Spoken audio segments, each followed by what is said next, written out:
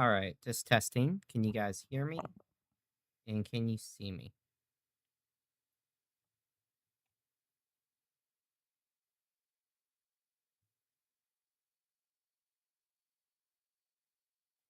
There we go. Can you hear me and can you see me?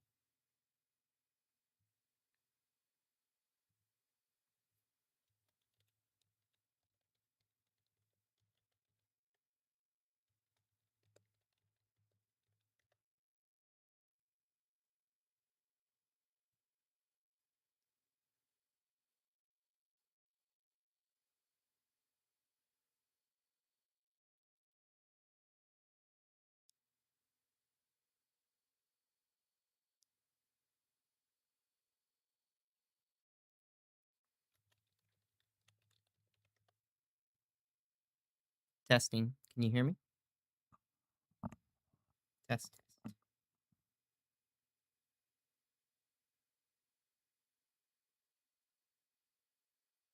Can you hear me? Mariah, can you hear me? Sweet. How's everybody doing today? I think I've I think I've seen you guys. Are you both new to the Revelation study?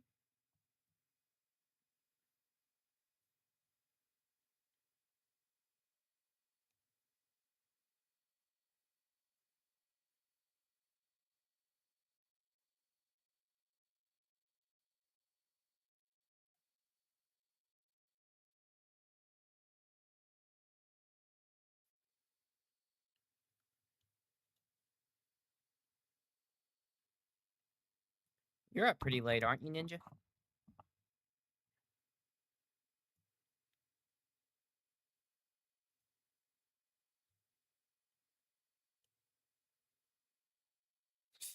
You can go ahead and go to bed. I was just seeing. I actually forgot there was town hall tonight, so if no one shows up, I'll just finish this out.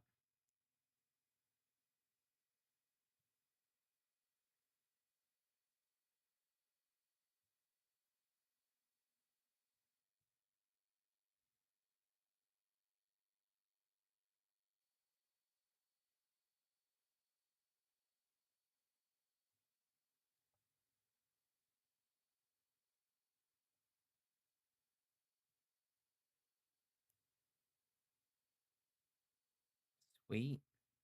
You need to go get yourself some rest. Because it's like I forgot how far ahead are you? What time is it over there?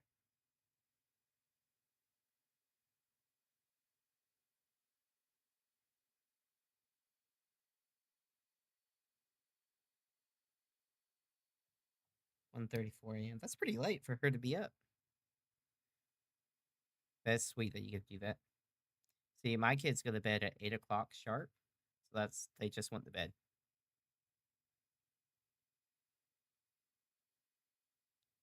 Welcome in, Crimson Raven. How's it going?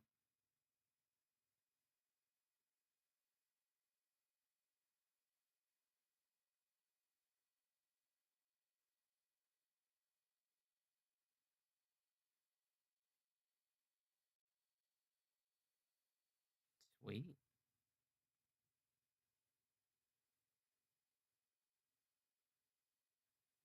Welcome in, guys. Welcome in.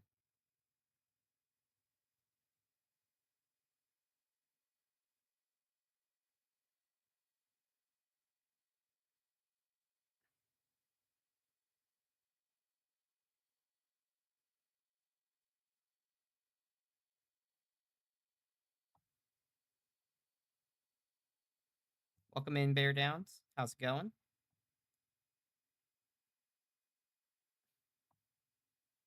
Yeah, I'll have it on the Fred. You'll be able to watch it all. You have a good night too. See you later.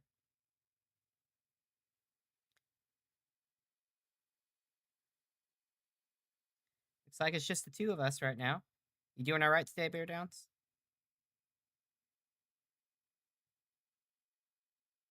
There's Mike. Hey, Mike. Welcome in. And Jake.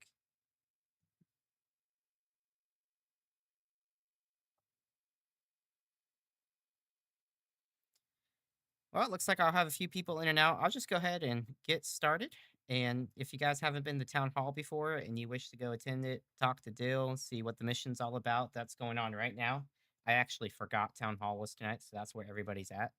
Um, so all right, let's get started. So, welcome to my series of Revelation. The purpose of this series is to be an easy way for someone to listen in and get a full picture of Revelation. And then, in just a few lessons from now, we'll actually be going into some tips and how to actually do this type of stuff yourself without having to listen to it. So, Revelation's the only book in the Bible that explicitly promises a special blessing just for those listening and reading to it. And so, don't let fear and people's opinions of it rob you of that blessing. See, God wrote the unveiling of Jesus Christ to reveal hope, not to hide it. That's actually what the book of Revelation means. Revelation means the unveiling. So, this is the unveiling of Jesus Christ. So, this is a weekly walkthrough as we go through all the lessons and try to discover that message of hope, courage, and ultimate victory. So, we've been talking how there's two keys to understanding Revelation in every lesson. The first is that you have to use the Old Testament. If you don't use the Old Testament, you're going to be hopelessly lost. It's like watching season 20 of a show or, the 900th episode of One Piece, and you have no idea who anybody is or why anything matters. So, with 500 references, John's visions are filled with symbols, images, and themes that are drawn from the law, from the prophets, and from the writings. And the second best way to understand it is to look at its structure. And so every lesson, we've talked a little bit of its structure about how there's a sandwich structure going from the first and last points matching, the next section matching, up until you reach the pinnacle or the point or the main takeaway, which is chapter 12 of Revelation. And it all concludes in this. Then I heard a loud voice saying, "Now salvation and strength and the kingdom of our God and the power of his Christ have come. For the accuser of our brethren, who accused them before God day and night, has been cast down." So the last book of the Bible really ends in victory. It ends with the devil being cast out and hope being restored. And so we're in chapter 12. I'm going to read the first 17. Well, I'm going to read the whole chapter, really. Last week, we talked about Lady Zion and we figured out who she is. And we learned that she is the covenant people of God, both Old Testament and New Testament. With that sign revealed, let's read the lesson or read the chapter and see if it makes a little bit more sense.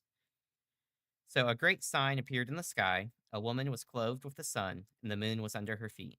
And on her head was a crown of 12 stars. And being pregnant, she was crying out in labor, being in great pain to give birth. And another sign appeared in the sky. Behold, a dragon, huge, fiery red, having heads and 10 horns, and 7 diadems on his head. And his tail grabbed a third of the stars of heaven and threw them to the land. And the dragon stood before the woman as she was about to give birth, in order to devour her child as soon as she did. And she bore a son, a male, who was to shepherd all nations with a rod of iron, and her child was snatched up to God, even to his throne. Actually, I'm going to stop here instead of reading the whole chapter. Um, Last lesson, we tried to figure out who this woman was, and we figured out she's God's covenant people. But now we have another sign that starts in verse 3, and it says there is a dragon, a huge, fiery red dragon. So this kind of leads us to a question. Why is there a dragon? What's up with that?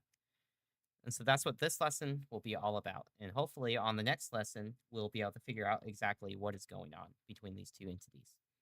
So, when we go back to the Old Testament, there's 3 words that are used for dragon. And I'm going to mispronounce these probably: Tanin, Leviathan, and Rahab. Now, English Bible translations sometimes obscure the titles of dragons. So, I've added a Hebrew word for more context here. In Genesis chapter 1, first book of the Bible, first chapter, it says God created the great sea creatures, or the Tanin, and every kind of living thing that moves, of which the waters abounded, according to their kind, and every winged bird according to its kind. And God saw that it was good. And so this first word, Tanin, if I'm even saying it correctly, it's a generic category for a great serpent, a sea dragon, or aquatic monster. It's more or less the same as our English word for dragon, just with the connections of a sea creature attached to it. The next is Leviathan. In Psalms 104, you can see an example of this. It says, "Their ships sail about, there is the Leviathan, which you have made to play there.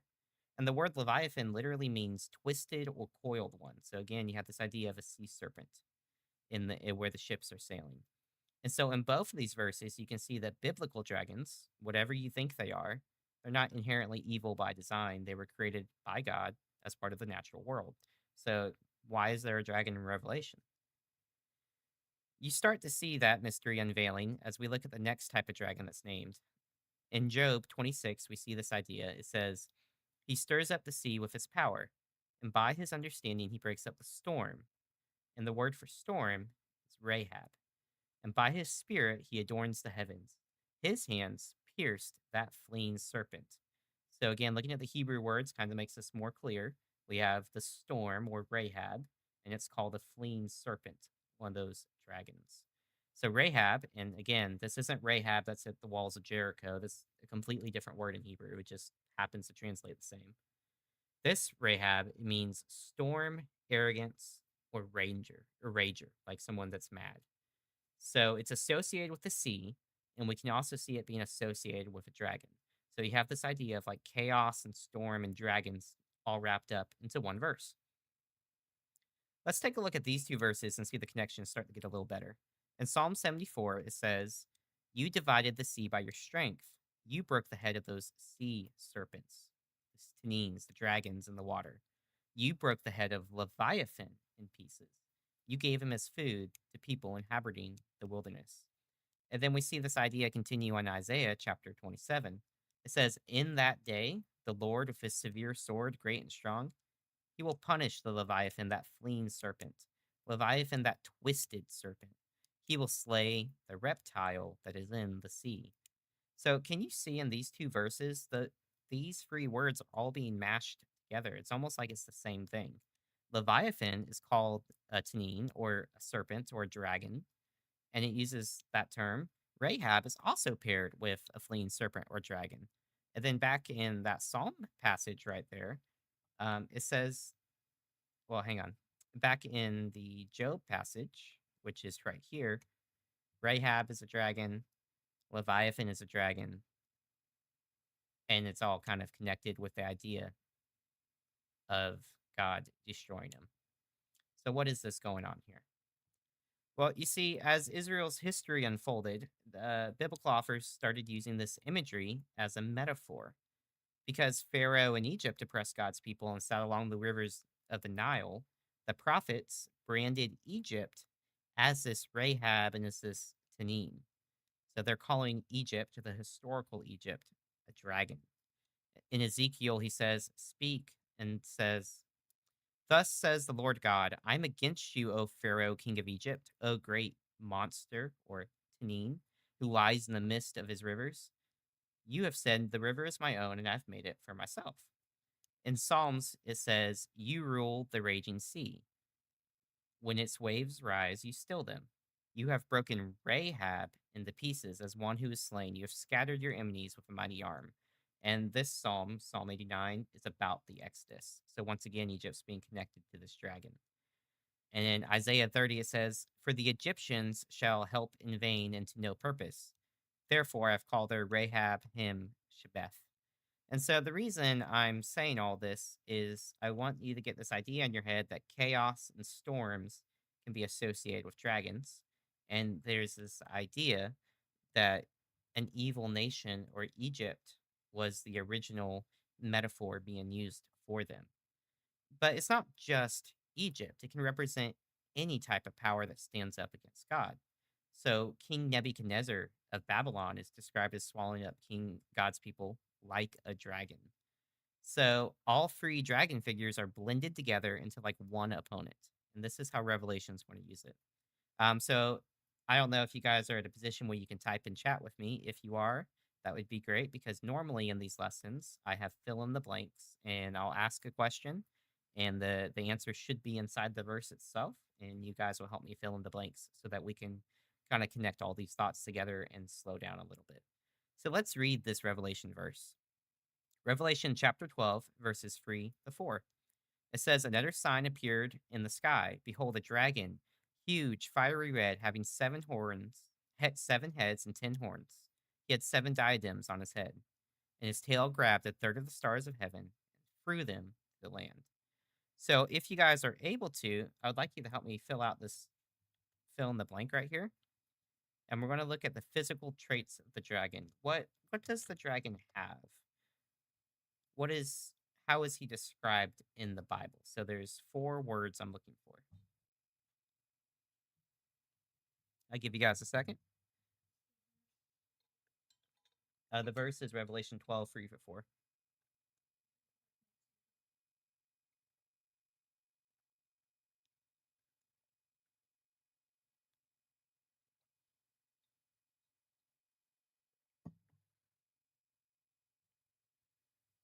Might make Mariah try to answer it.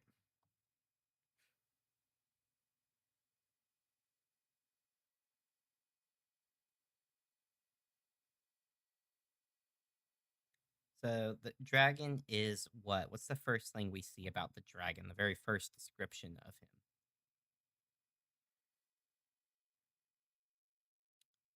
Yeah, Mariah, you're right. It is a sign, but I actually forgot to add that in there. But I'm looking for physical traits. So it is a sign. You are right. But what's the first physical trait that is described?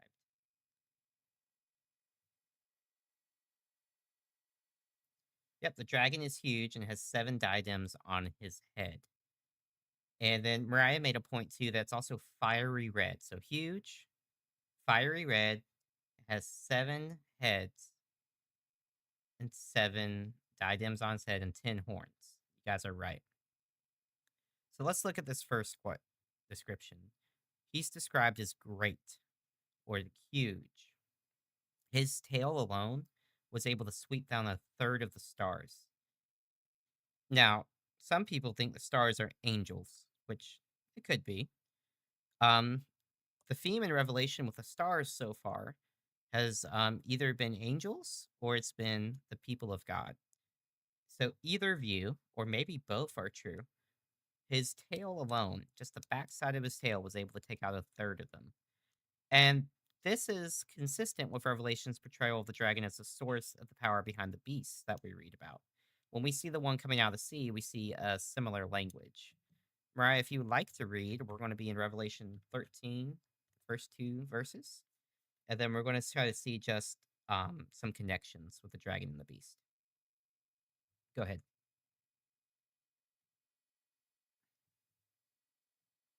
Then I stood on the sand of the sea, and I saw a beast rising up out of the sea, having 7 heads and 10 horns, and on his horns 10 crowns, and on his heads a blasphemous name. Now the beast which I saw was like a leopard. His feet were like the feet of a bear, and his mouth like the mouth of a lion. The dragons gave him his power, his throne, and great authority. Now, throughout this series, I haven't gone over the beast, and I won't be for quite a while. The important part is, what is the dragon doing? So, for my next fill in the blank, I want to look at what is this dragon doing. It says the dragon gives the beast his what? What does the dragon give the beast? And it's going to be in the very last part of verse 2 where you see all of this. It says the dragon gave him his. What's the 1, 2, 3, 4 things? Yep, 3 things. What's the 3 things the dragon gives him?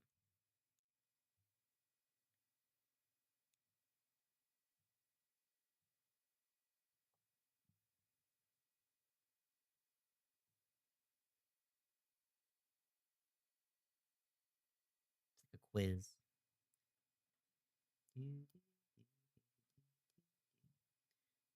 Yep, power and his throne and great authority. Good job, guys. So this dragon is powerful, whatever it is. It's also described as fiery red. Right, we're going to read Revelation 6:4.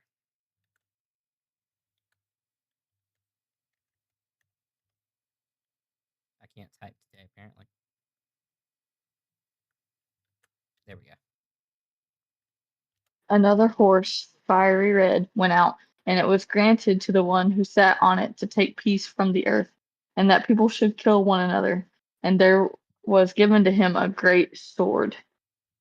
So we're looking at the idea of fiery red. What is what is what's that related to the question here? We see the color what connected to war. And this is just in the book of Revelation stuff. Yeah, red flags all around. Yep. The color red is connected to war in the book of Revelation.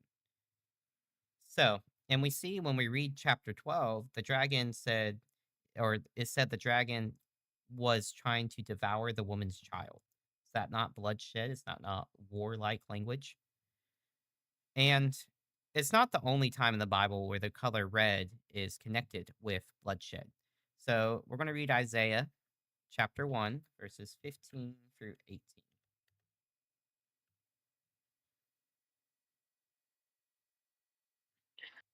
When you spread out your hands, I will hide my eyes from you. Even though you make many prayers, I will not hear. Your hands are full of blood.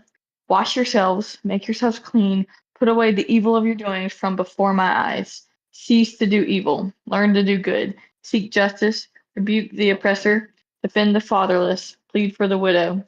Come now and let us reason together, says the Lord. Though your sins are like scarlet, they shall be as white as snow.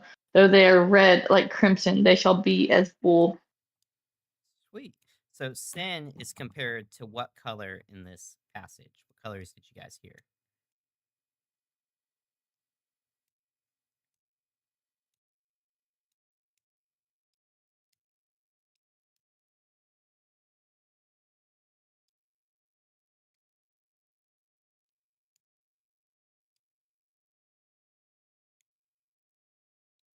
Yep, Mariah named them all scarlet, crimson, blood, and red.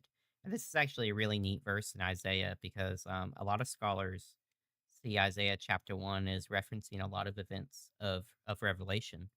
And even here, God is pleading with them and saying, hey, I know how bad everything is, but just come back to me and I can wash you and make you clean. So, what a neat little lesson for us.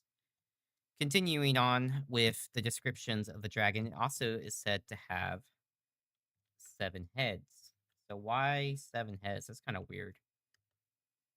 Now, we did read in the Old Testament earlier that 7 heads is said to be of the Leviathan. The Leviathan has 7 heads in the Old Testament, which is pretty neat. So let's see what Revelation teaches us about it. We're going to read Revelation 17:9 through 10.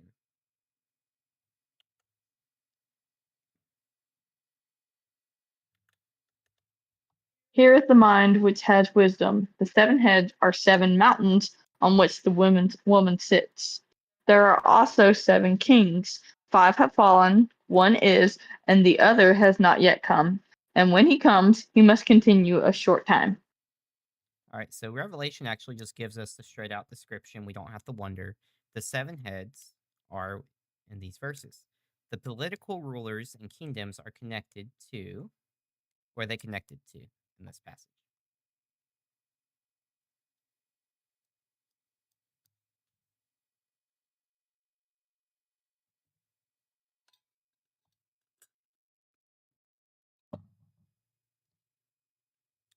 Um, I think so.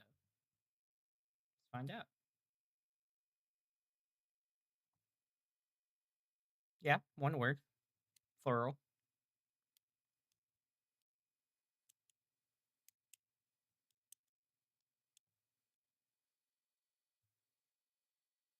Yes, it's heads. I know I'm repeating a lot, but the reason I'm repeating is because I'm trying to instill the imagery in your mind before we go a little deeper. Yeah, it's also kind of compared to mountains. The heads are the mountains on which the woman sits, and there are 7 kings. So even in the Old Testament, um, we're not doing this part today, but in the Old Testament, mountains are also representative of kingdoms, because Jesus and his kingdom is also compared to that of a mountain. So it's all the same thing: heads, mountains, kingdoms, rulers, that type of stuff. And in here in Genesis 2, we read about the creation account and that God rests on the seventh day. And from this verse onwards becomes a repeating pattern of sevens throughout the Bible. And sevens always comes out to completeness or the finishing work of God or anything else. So when you see someone with seven eyes, it might mean someone's all seen. Or if you see someone with seven crowns, it might mean they're the supreme ruler. Or you might see someone with seven this, seven that. It usually means complete, supreme, all done. So if this thing has seven heads, it has complete claim to political authority. This dragon is a ruler. And we're going to double down on that language with the 10 horns. Right? Would you mind reading Deuteronomy, which is um, a passage that we see the horns pop up in? With the precious things of the earth and its fullness, and the favor of him who dwelt in the bush. Let the blessing come on the head of Joseph, and on the crown of the head of him who was separate from his brothers. His glory is like a firstborn bull, and his horns like the horns of the wild ox. Together with them he shall push the peoples to the ends of the earth. They are the 10,000s of Ephraim, and they are the thousands of Manasseh. So in Deuteronomy, it brings up Moses starts talking about Joseph. And then he says, on the crown of the head of him who was separate from his brothers, kind of recounting the Joseph story. In verse 17, it has the answer we're looking for. His strength is compared to what? And in relevance to what we're studying, what is his strength compared to? One word. Verse 17.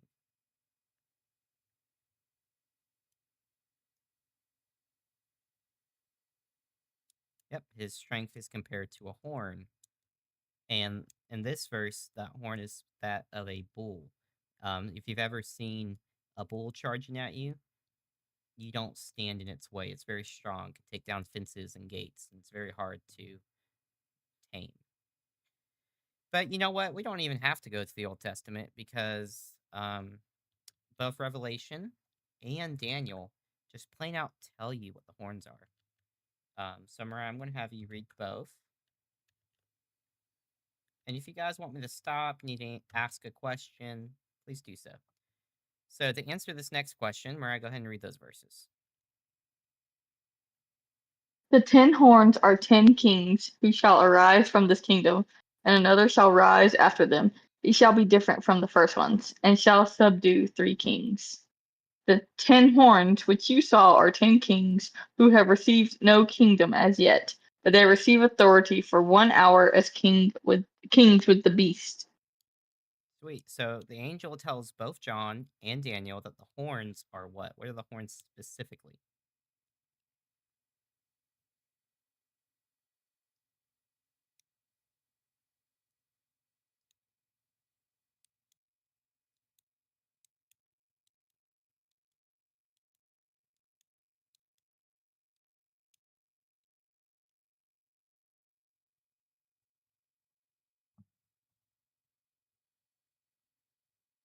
10 kings.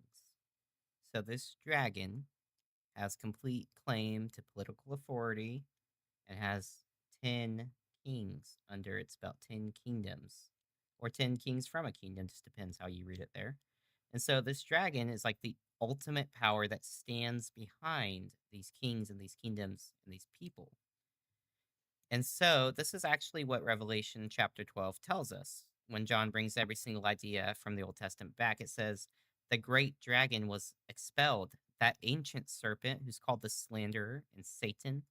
He deceives the entire inhabited world. And so we see the name attached to this dragon. It's Satan himself. He's being seen as the one behind everything that's going on here in Revelation.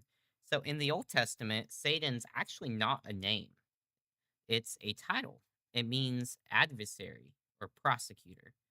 So in passages like Job chapter 1 or Zechariah chapter 3, you'll see if you it's more obvious in the Greek, and some English translations do this. It says "Ha Satan," the accuser. It's a title, and let's actually look at these passages and see him acting in this way.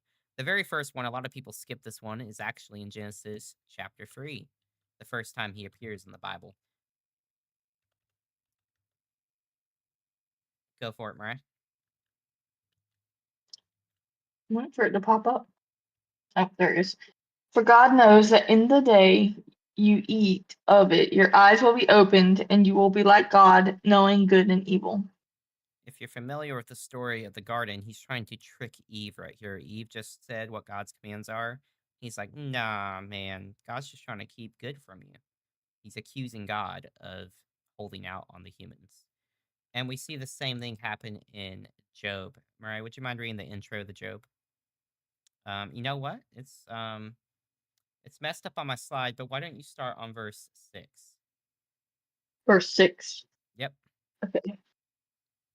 Now there was a day when the sons of God came to present themselves before the Lord, and Satan also came among them.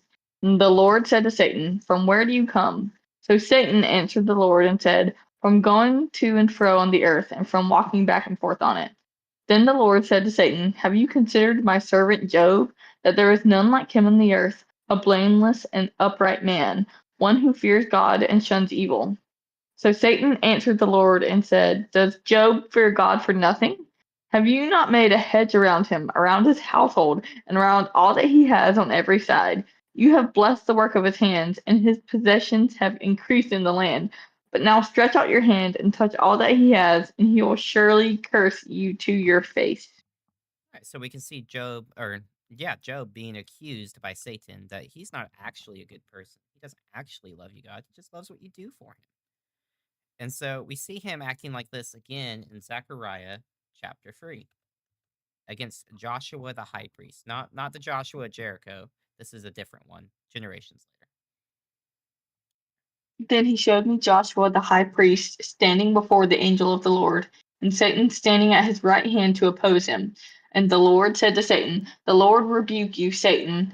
The Lord who has chosen Jerusalem rebuke you. Is this not a brand plucked from the fire?" Now Joshua was clothed with filthy garments, and was standing before the angel. Then he answered and spoke to those who stood before him, saying, "Take away the filthy garments from him." And to him he said, "See, I have removed your iniquity from you, and I will clothe you with rich robes." And I said, "Let them put a clean turban on his head." So they put a clean turban on his head, and they put the clothes on him. And the angel of the Lord stood by. Sweet. Now, if you've come to my other studies, you'll know the angel of the Lord is Jesus himself, opposing Satan, cleansing us from sin, and restoring us and putting on righteous robes on us. So even though Satan accuses us, it doesn't stand in the presence of Jesus.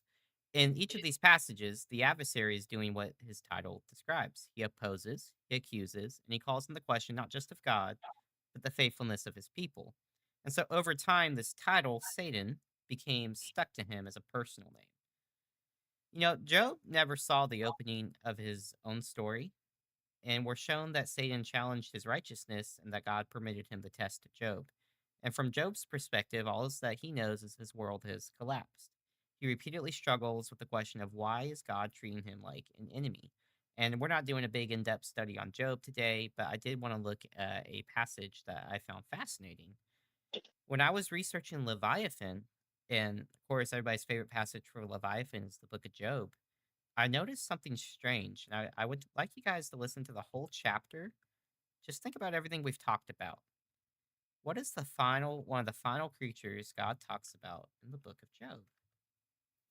When you're ready, we got 34 verses to read. If you need to take a break, you can. No light task. Okay. Um, can you draw out Leviathan with a hook, or snare his tongue with a line which you lower? Can you put a reed through his nose, or pierce his jaw with a hook? Will he make many supplications to you? Will he speak softly to you? Will he make a covenant with you? Will you take him as a servant forever? Will you play with him as with a bird, or will you leash him for your maidens? Will your companions make a banquet of him? Will they apportion him among the merchants? Can you fill his skin with harpoons, or his head with fishing spears? Lay your hand on him. Remember the battle. Never do it again. Indeed, any hope of overcoming him is false. Shall one not be overwhelmed at the sight of him? No one is so fierce that he would dare stir him up. Who then is able to stand against me? Who has preceded me that I should pay him?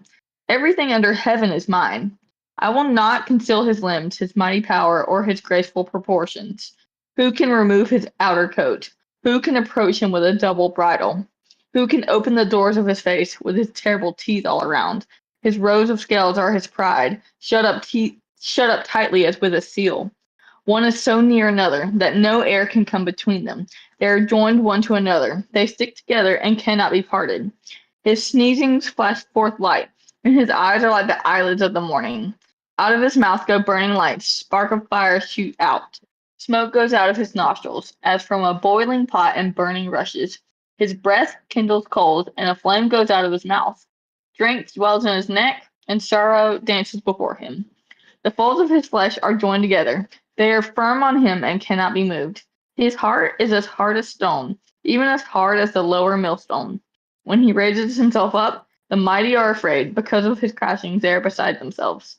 Though the sword reaches him, it cannot avail, nor does spear, dart, or javelin. He regards iron as straw and bronze as rotten wood. The arrow cannot make him flee. Sling stones become like stubble to him. Darts are regarded as straw. He laughs at the threat of javelins. His undersides are like sharp potsherds. He spreads pointed marks in the mire. He makes the deep boil like a pot. He makes the sea like a pot of ointment. He leaves a shining wake behind him. One would think the deep had white hair. On earth there is nothing like him, which is made without fear. He beholds every high thing. He's king over all the children of pride. Now, God's probably talking about a literal creature here, probably the same Leviathan and dragon he made in Genesis. And he also will go on in this same book to talk about a beast of the land. And I just found it quite interesting that Revelation has a beast of the sea and a beast of the land, and so does Job. I found that very interesting. And when I was looking at verse 34, I also thought something was very interesting. It says, he beholds every high thing. He is king over the children of pride. When I read this, it really seems like God is showing Job the scale of the enemy that he's actually against. Yeah, thank you for coming. Appreciate it. God has already established that Job can't contend with this creature, and he's caught in a crossfire with a creature so fierce that no human can look at it, chain it, or tame it. This dragon's king over pride. Doesn't Jesus call the devil the king of this world? And isn't the number one sin associated with the devil pride? Just thought it was interesting. I wonder if he's using this as a metaphor for Satan himself. I don't know. I might be wrong on this, so you guys can definitely tell me what you think about that. I just found it very interesting in my study this week.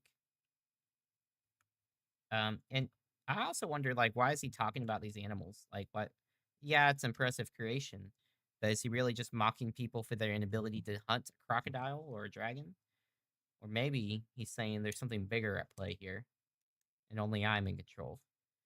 So, the discussion question, I like to slow down and just ask some questions, get some thoughts. Why does this dragon hate God's people so much? What did we ever do to it? Why is he constantly accusing us, attacking us, and controlling and tricking kingdoms? What's your guys' opinions and thoughts? And I'm not looking for something specific, just kind of want to hear what you guys have to say.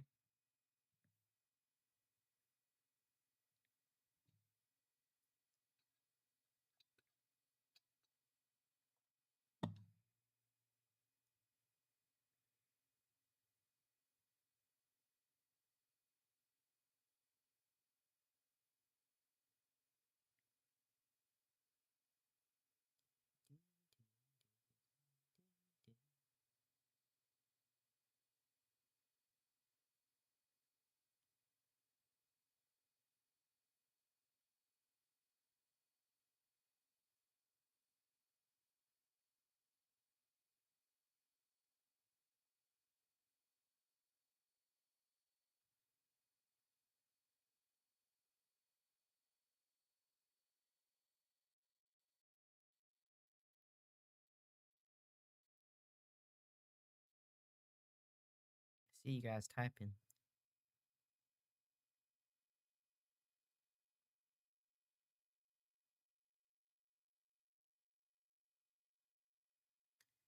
Mariah says that the only thing that comes to her mind is maybe jealousy.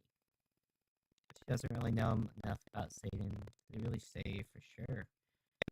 And the verses I've read, they haven't really given us much insight to his thought, we saw that he's fiery red, and we saw that that's associated with bloodshed and war.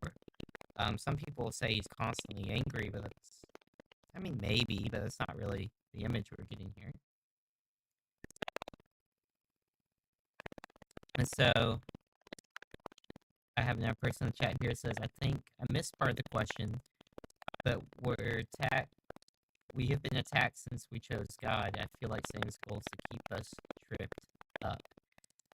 Yeah, I think you're on the right path there. And we're actually going to go deeper into that idea in just a second. Samara says maybe it's because he's fallen and he just wants to take us out with him. Okay, that's very possible. Any other thoughts, ideas, something you'd like to share? I guess my camera stopped, Joe. No camera tonight.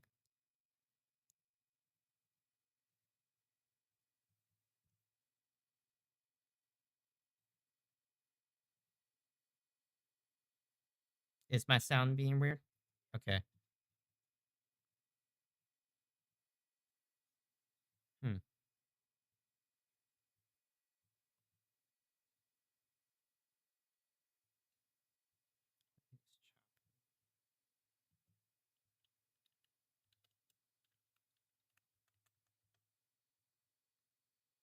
So you guys say it's better now?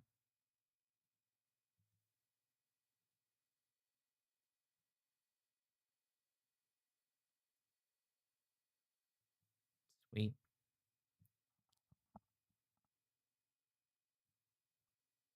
Sweet. All right, let's see. Next person says, I think that he'd want the power we had. In Genesis, he gave us rule over the earth, which we lost because of our choice. Maybe his goal is to keep us away from the power giver God. That makes a lot of narrative sense, just going off Genesis and what we've read so far. Yeah, exactly. Let me show you an aspect of something that's all throughout the Bible that I think we all instinctively know, but sometimes it's just not obvious. Good to point it to light. If you remember, if you were here last week, we learned that the woman is Zion, and that's the corporate people of God. Old Testament, New Testament, everybody who's ever believed in God ever is part of this Lady Zion, the bride of Christ. And it says the dragon stood before the woman. And the grammar of the Greek text in that verse, it says the dragon stood before the woman as she was going to give birth. It indicates an action that's already started, it's already happened, and it's continuing to happen at the time of writing of the book of Revelation. And so from the time of Eve onwards, there's been a conflict between the woman Zion and the serpent Satan. And we actually see this in the garden. I can't pronounce this word very well. Nahish is the word, but I can't say it.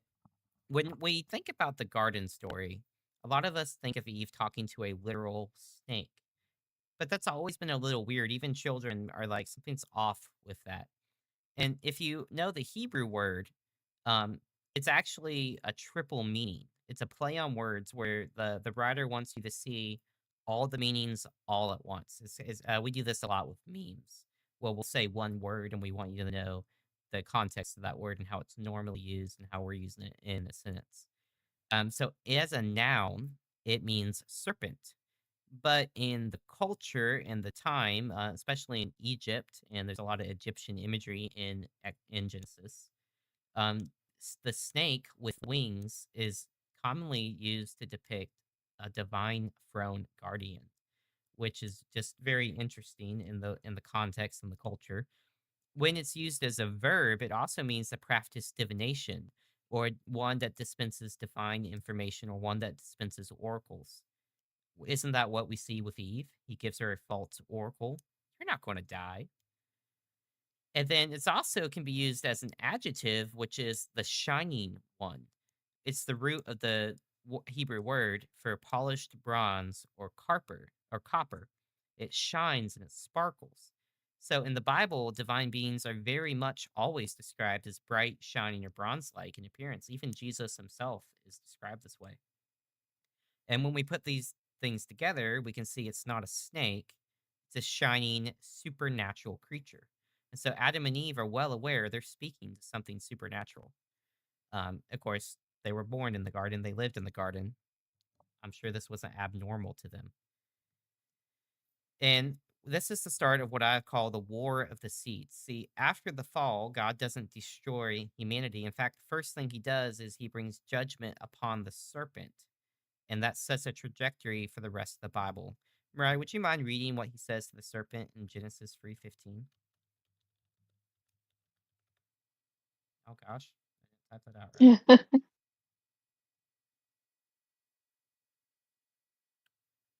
And I will put enmity between you and the woman, and between your seed and her seed. He shall bruise your head, and you shall bruise his heel. All right, so this is the question, and it's a fill in the blank. God promised that a blank would come to blank the devil. What did God promise?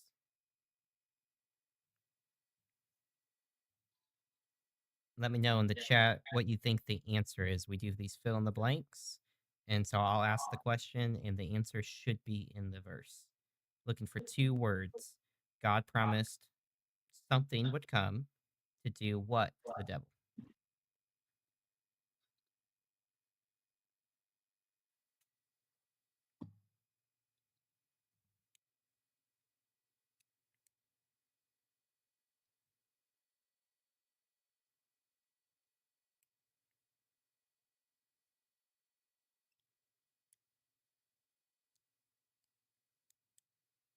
Yeah, so God promised that an enmity would come to the devil. Is that what you're saying, Mariah? You think so? You read this. You should know the answer.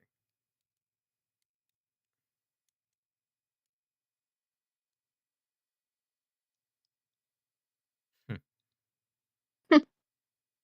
All right, so it's not that. God promised a singular thing would come. A seed, offspring. Yep. He would come to do what to the devil? What would the seed do to the devil? And your translation may differ a little bit, but that's okay. The point's the same. Strike his heel. I don't know what translation it is, but crush his heel is what I remember. And then in the New King James it has bruise. So I always thought crush made more sense. Crushing the head. Yep. So NLT says strike. Okay. It's very interesting. I kind of wonder what the core word behind that is and why it gets translated 3 different ways. But there's this idea of the seed is going to attack the devil, but the devil is also going to bruise or hurt that seed in return. It's like a strike at the same time. So, because he knew there was a Messiah coming through Eve, Satan had a reason to fear. God promised that the coming Messiah will crush Satan's head. He was right there when God promised it. And this is the proto evangelium, the first gospel proclamation. It's the start of the war between the two seeds. Oh, it's breaking up. I could stop my live stream, but I would stop the recording.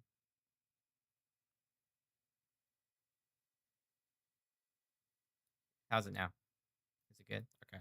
I'm sorry, guys. I'm not trying to bug you. Try and think of how I can make it better. I think it's my internet. Okay. Let me turn down my gain as well, just in case. All right, so this is the start of the war between two seeds. The seed of the woman is the physical and spiritual line of humanity loyal to God, and it culminates in this ultimate deliverer, the Messiah. And there's the seed of the serpent, so that's human and divine forces who follow the spiritual path of rebellion in God's kingdom.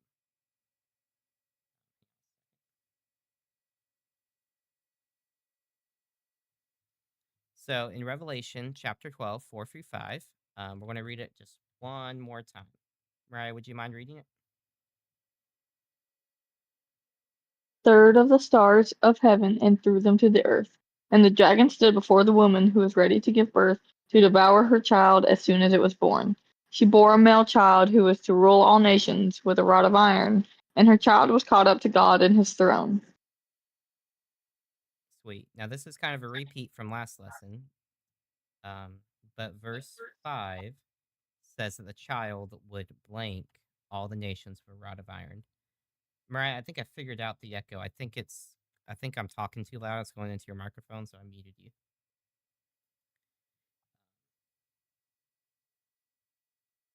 Yeah, you always saw the verse and his offspring is plural, but it's specific. It says he. Yeah, it's singular, which is pretty neat. That's singular. And when he talks to Abraham and he gives him the promise that through your seed all the nations will be blessed, it's singular as well. It's pretty wild. Um, and so we're going to trace this all the way through. So in Revelation, it says this child would rule all the nations with a rod of iron. So this dragon is trying to kill this child who's going to rule all the nations.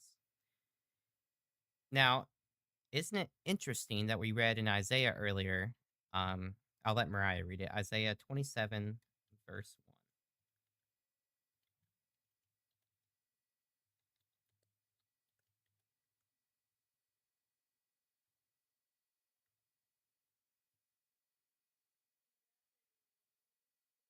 Sword, great and strong, will punish Leviathan, the fleeing serpent, Leviathan, that twisted serpent, and he will slay the reptile that is in the sea. The Lord will slay the what? What is the Lord going to do as prophesied in Isaiah 27? In the day of the Lord, he will do something.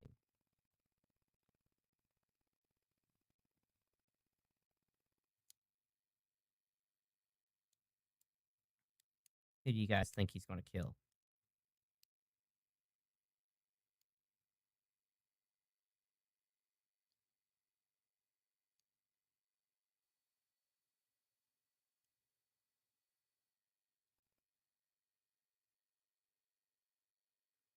Yeah, the reptile. Or more specifically, Leviathan, that twisted evil serpent. Yeah, that's right. You got it right. It says both. Satan knew that Jesus was coming, and he would do everything to stop it. So the next phrase in Revelation 12 shows us the reason why the dragon has stood against Zion throughout all those ages. It says its purpose right here to devour her child as soon as she gave birth. And we see this idea through the Bible. Many scholars see evidence in the text of Genesis itself based on Eve's reaction to her firstborn son that they thought Cain was the Messiah and that he, we find out, is Satan's next target. When his brother Abel receives God's approval and not him, Cain murders Abel. And we can see in Genesis that God warned Cain that sin was at his door like a wild beast, like these beasts we be seeing in Revelation. Think about what Jesus said in the Gospel of John. Right? Would you mind reading John 8:44? And don't forget to unmute yourself.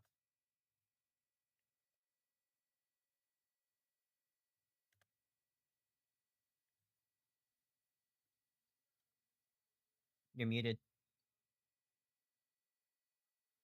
Mm-hmm. I got you. Oh, she's not. It's just me. I turned my headphones off to see if that would help with the sound. Oh, so if I mute it, it doesn't mute it for y'all?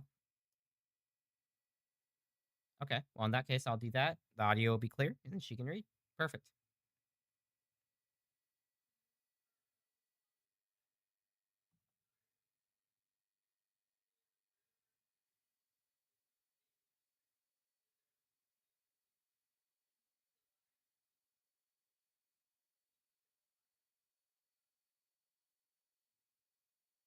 Sweet. So the devil was a what from the beginning? What was the devil from the very beginning? And usually when the Bible says beginning, it means the garden, creation, the first days.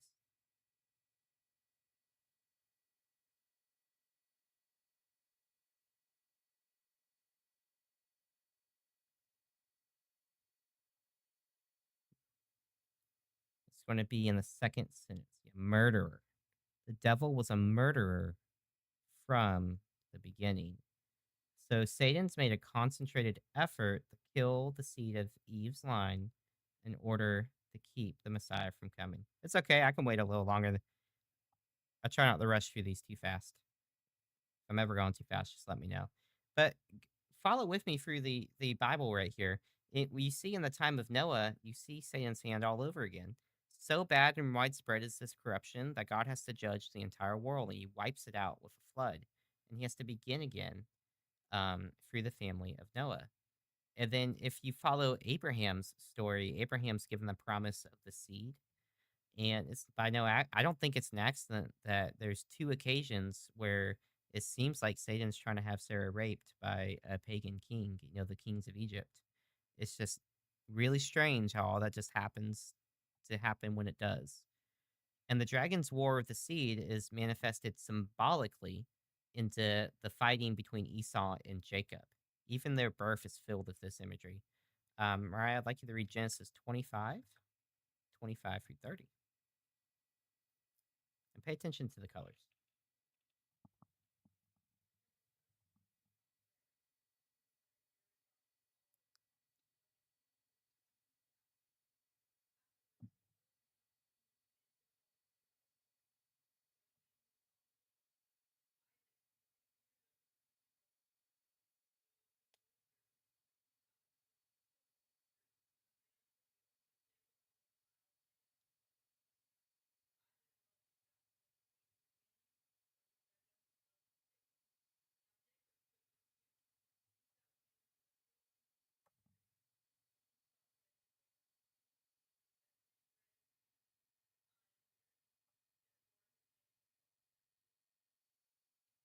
All right, so what color did Esau come out, guys?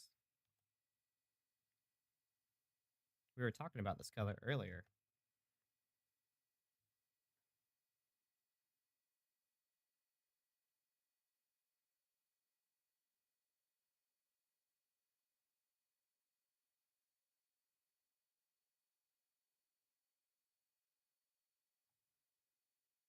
It's verse 25.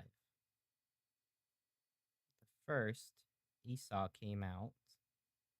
What color?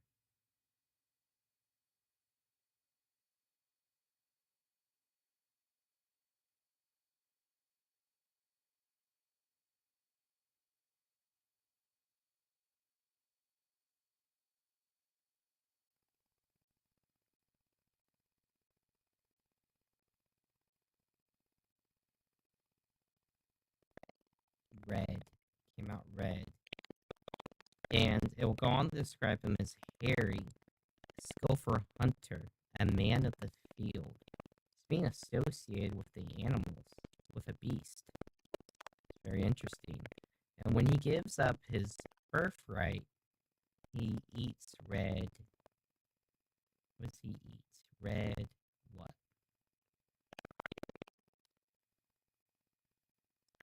Add audio again. Sorry, guys. It's got to be my internet at this point. I'm not really sure what else it could be. Red stew. Do you want to disconnect and join me in here? Yeah, you can. We're about done with the lesson, so either way, Mariah, we don't got a whole lot going. So, Edom means red. We see that Esau gave up his birthright, then the promised line of the Messiah doesn't go to him anymore. It goes to Jacob. And his father foretold that Esau and his people will be filled with the sword and with violence. That's the same image that we saw in Revelation.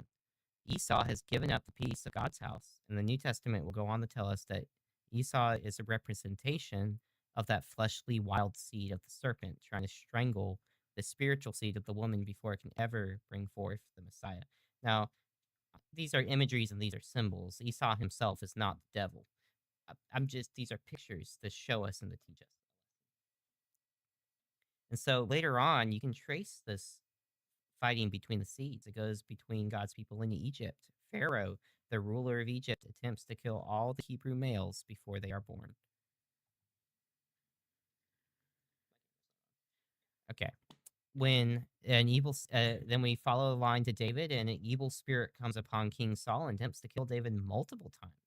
And David has the promise of the Messiah coming to him. Aphilia, the mother of Uzziah, attempted to kill everybody that was royal in Judah. Only Josiah remained, and he was hidden in the temple for 6 years. Yet another attempt to destroy David's line and prevent the coming son of David. The evil Haman, probably inspired by Satan, tried to wipe out all the Jews through royal decree in the book of Esther. When we get to the New Testament, we see King Herod, the king of the Jews. When he sees Jesus born, he attempts to kill all male children 2 years and under in the Bethlehem and surrounding regions. When Jesus begins his ministry in his hometown, they attempt to kill him by throwing him off a cliff. And of course, we all know that Satan entered Judas to betray Jesus. With so mighty a creature, you would expect this final battle to be of epic scale. Yeah, you'd expect the most cinematic battle in all history. I mean, obviously, this is just ramping up. Is the Messiah going to be able to deal with this dragon? So, you remember I told you the sea is personified as Rahab or Leviathan. Thank you for coming. Audio will be on the thread after this. So, the serpent of the waters in Psalm Isaiah is seen as this dragon. But notice these words that are used in Mark chapter 4, verses 35 through 41. On the same day, when evening had come, he said to them, "Let us cross over to the other side." Now, when they had left the multitude, they took him along in the boat as he was, and other little boats were also with him. And a great windstorm arose, and the waves beat into the boat, so that it was already filling. But he was in the stern, asleep on a pillow. And they awoke him and said to him, "Teacher, do you not care that we are perishing?" Then he arose and rebuked the wind and said to the sea, "Peace, be still." And the wind ceased, and there was a great calm. But he said to them, "Why are you so fearful? How is it that you have no faith?" And they feared exceedingly, and said to one another, "Who can this be, that even the wind and the sea obey him?" Thank you for joining us as long as you have. We'll finish out the lesson so that those watching the recording can as well, but I appreciate you staying. We're nearly done. So, Mariah, notice the language here that Jesus used the exact same word rebuke, the storm that he uses in the Gospels to cast out violent demons. And so this is one of the reasons we can see why the disciples gasped. They said, "Who is this that the wind and the sea obey him?" Only God can do that. And so Paul talks about this in Colossians chapter 2. Having disarmed principalities and powers, he made a public spectacle of them, triumphing over them in it. So Jesus did what to the demonic powers? And publicly made a what of them? Spectacle. Spectacle? What did he do to them, though? He disarmed their principalities and powers. Yep. And then let's read John, 1 John 3:8. He who sins is of the devil, for the devil has sinned from the beginning. For this purpose the Son of God was manifested, that he might destroy the works of the devil. So what's the reason God became flesh? Destroy the works of the devil. There we go. And so this all comes back to the gospel, which is the Greek term evangelion, which literally means the good news or glad announcement. In the ancient world, the good news wasn't a religious term. It's public news that changed the world. The birth of a king, the end of a war, or the announcement of a military victory. When such news was proclaimed, the world was no longer the same. And did we forget that Jesus said a new kingdom was here? Would you mind reading that? In saying, "The time is fulfilled, and the kingdom of God is at hand. Repent and believe in the gospel." So the name Jesus literally means Yahweh saves. Satan was the power behind the kingdom of death, and Jesus' mission is to destroy the one who held the power of death and to release those enslaved by it. This is where the theme of the Exodus once again comes important. Israel's trapped under Pharaoh in Egypt, a kingdom of bondage and a kingdom of death. He did not simply pardon Israel and leave him to be. He entered the conflict, he judged that kingdom, and he brought his people out. And so Revelation 12 doesn't end with the dragon being defeated by Christ alone. After the child is caught up, the dragon turns his fury. I have that mistyped right there. Yeah, it is defeated by Christ alone, but it's not dead. The dragon turns its fury towards the rest of the woman's offspring, those who keep the commandments of God and hold the testimony of Jesus. And we learn that these are Christians. Christ's victory over the devil does not mean that Satan ceases to exist. It means that his claim over God's people has been broken. And so the easiest way to see this is to actually go back to the Exodus. The Passover lamb broke Pharaoh's power over Israel. Pharaoh himself was still alive. His authority was gone, and his authority over God's people was shattered. In the same way, Christ's death broke the devil's power. Even though the defeated dragon still rages on, the serpent's head has been struck by that promised seed. I'm sorry, I misphrased. The serpent has struck the heel of that promised seed when it crucified Jesus on the cross. But the seed has crushed his head, and the dragon has lost the battle that mattered most. For Christ has conquered. Mariah, would you mind reading the last verse before we end the lesson? Inasmuch then as the children have partaken of flesh and blood, he himself likewise shared in the same, that through death he might destroy him who had the power of death, that is, the devil, and release those who release those who through fear of death were all their lifetime subject to bondage. And so this is the takeaway lesson for Revelation when we read chapter 12 is, yes, that dragon is huge, fiery, and scary. Yes, he's the one behind all those political events and the murders. He's been attacking God's people from the beginning. But from the beginning, he was always destined to fail. The last point I was going to make is when we look at the crown of the woman, she is said in the Greek term to have a victor's crown, a crown of victory. The devil was never said to have that. He has diadems on his head. He just has the crown of kings and rulers. And we all know kingdoms pass away, but the word of God remains. So next time, join us as we continue our lesson and we learn about the dragon slayers. Thank you for coming.